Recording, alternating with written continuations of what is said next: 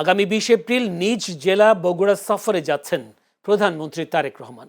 প্রধানমন্ত্রী হিসেবে দায়িত্ব গ্রহণের পর এটিই হবে তার প্রথম বগুড়া সফর। বুধবার সকালে বগুড়া সার্কিট হাউসে আয়োজিত এক ব্রিফিংয়ে এ তথ্য নিশ্চিত করেন স্থানীয় সরকার, পল্লী উন্নয়ন ও সমবায় মন্ত্রী মীর শাহে আলম এবং প্রধানমন্ত্রীর অতিরিক্ত প্রেস সচিব আতিকুর রহমান রুমন। ব্রিফিং শেষে তারা স্থানীয় সংসদ সদস্য মোর্শেদ মিল্টন ও জেলা প্রশাসনের ঊর্ধ্বতন কর্মকর্তাদের সাথে নিয়ে জনসভা স্থলসহ সংশ্লিষ্ট ভেন্যু সমূহ পরিদর্শন করেন। প্রধানমন্ত্রীর এই সফরকে কেন্দ্র করে জেলা জুড়ে ব্যাপক প্রস্তুতি ও উৎসব মুখর পরিবেশ বিরাজ করছে।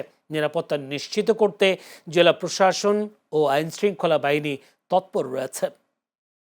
আমরা আশা করতেছি সবাই আমাদের সহযোগিতা করবেন যাতে আমরা আগামী 20 তারিখ আমাদের মাননীয় প্রধানমন্ত্রীর শুভগমনটা সফল করতে পারি।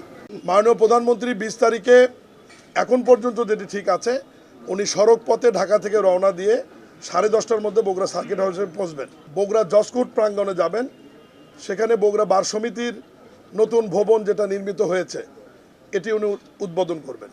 বেল বন্ড চালু হচ্ছে সারা বাংলাদেশে। জামিনযোগ্য আসামিদের বেল বন্ড আপনার ডিজিটালি বিভিন্ন জেলখানায় পৌঁছবে। এই কার্যক্রমের উদ্বোধন করবেন মাননীয় প্রধানমন্ত্রী।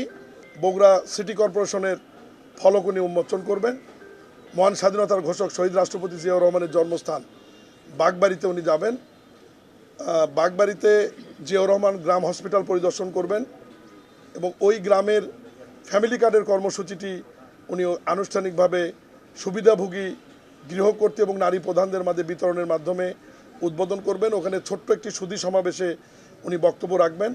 এরপর একটি খাল খননের কর্মসূচি ওখানে রয়েছে, খাল খনন উদ্বোধন করবেন। তারপরে ওনার নিজ বাড়িতে যাবেন এবং নিজ বাড়িতে উনি কিছুক্ষণ অবস্থান করবেন।